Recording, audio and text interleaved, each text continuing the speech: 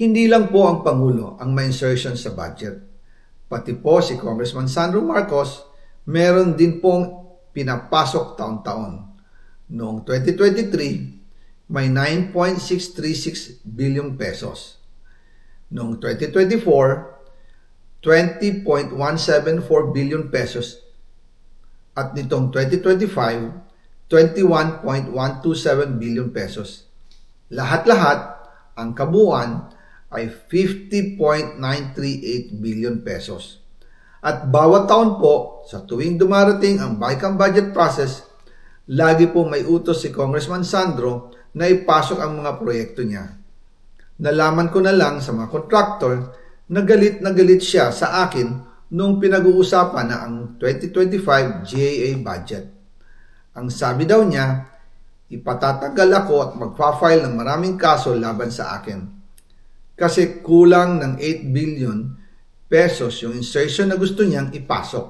Ang dahilan daw, may mga contractor na nakapag-advance na sa kanya at dahil hindi na ipasok ang buong halaga, kailangan daw niyang magsauli sa mga yon.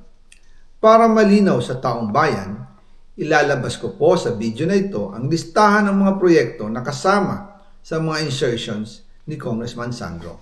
Pero kahit na i-deliver na ang 1 billion pesos para kay Pangulong Marcos at kahit na isama na rin sa 2025 budget ang 100 billion pesos insertion sa pamamagitan ng BICAM Committee, ayon mismo sa utos ng Pangulo, nagagalit pa rin daw si BBM. Kaya noong February 2025, sumulat po ako ng isang confidential letter kay Pangulong Marcos.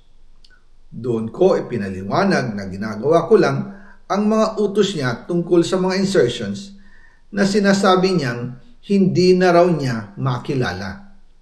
Ilalabas ko po ang sulat ko sa Pangulo kasama ng video ito.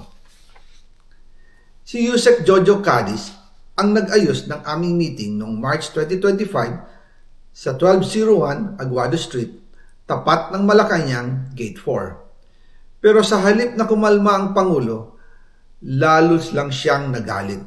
Sa halip na itanggi o linawin niya ang tungkol sa 100 billion insertion, pinagsabihan niya kami ni dating Speaker Romualdez at sa akin mismo, diretsahan niyang sinabi, "Huwag mo akong pigilan sa mga insertions ko.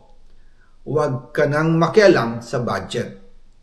Dahil sa mga binitawang salita sa akin ni BBM, naging malinaw sa akin na siya mismo ang nag-utos kila Secretary Mina Pangandaman at Yusek Adrian Bersamin na ipasok ang 100 billion pesos worth of projects.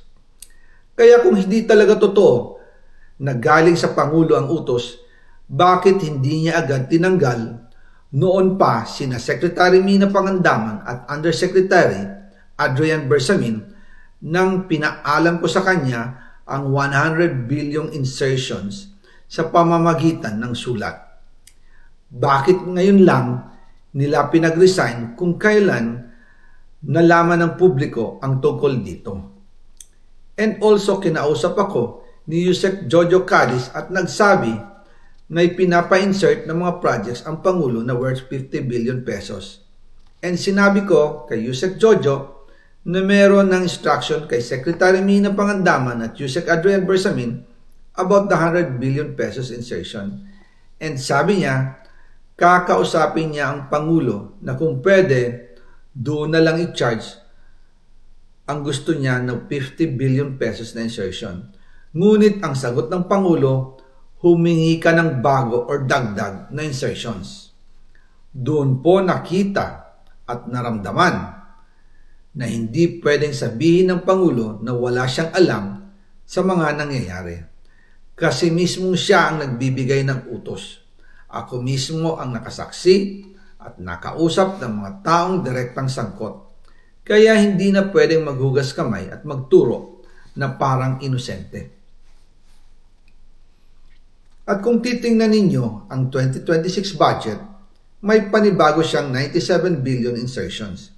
Pero ngayon, ipinasok na mismo sa President's Budget or NEP 2026. Yan po ang kinumpirma ni Secretary Manny Bunoan na may instructions ang Pangulo na magpasok ng 100 billion ulit sa President's budget, kaya wala na siyang pwedeng ipamigay.